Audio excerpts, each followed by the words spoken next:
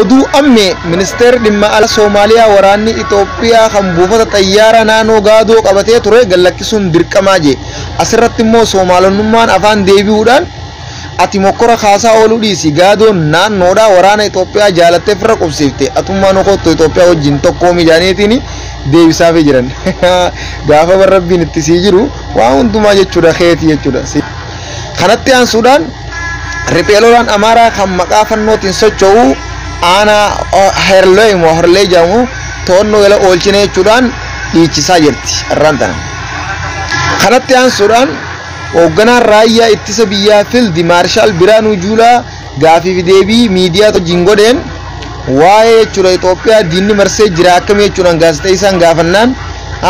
Itoophiyaa diinni marse tokkollee hin jiru nuti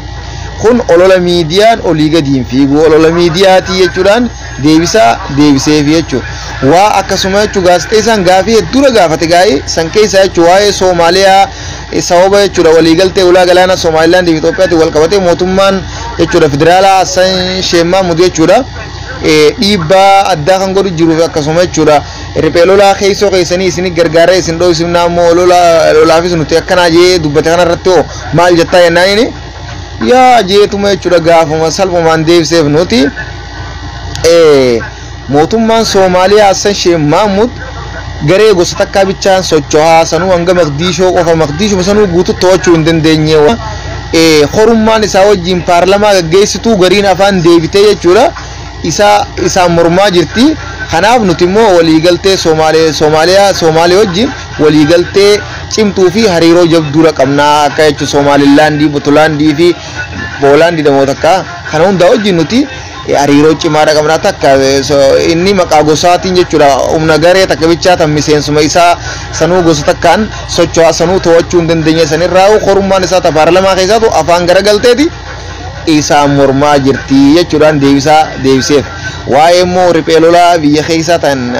ripeelolaa Oromootii fi ripeelolaa Amaaraa kanaas akka bara 2017 kana keessatti ejjennaarra fudhannee jechuudha biyya as keessaa baafnu jechuudhaan dubbatee jira jechuudha goonni akkanatti jechuudha gaafii afaan warra deebise kanaasumaan goolamnee oduu biyya alaa waa'ee Israa'elii fi Iiraan tunis nun dhiiftu gaa dubbachuun dirqama mootummaan Israa'el biyyoota faranjii kana lallabateeti mootummoota faranjoota afeerraa jira jechuudha yaammachaa jira na gargaaraa diinni karayyuu na marsee huutiin asiin na dhooyti Yemen Iiraan asiin natti na dhowaa jirti Lebnaan asiin na dhowaa jirti Hizbullaan gareen Hizbullaa akkasii akkasuma jechuudha Iraaq illee asiin qophaa'aa jirti jeeti jechuudha iyyata galfachaa jira lallabachaa jira karaa Yahudoota akkasatti kanaan wal qabatee jechuudha ammoo mootummoonni biyya Arabaa hoo Iiraan wajjin dhaabbata mootummoonni biyya Arabaa kanneen akka Saudi Arabiyaatii fi Kuwaitii fi Baareen ammoo nuti qaama tokko wajjin hin dhaabbannu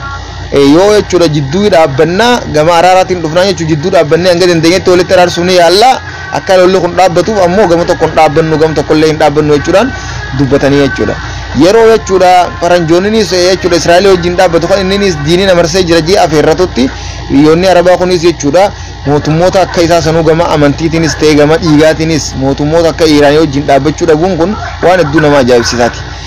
Egaa oduun irraa qabannee kana fakkaata kan biraatiin hanga walitti deebinutti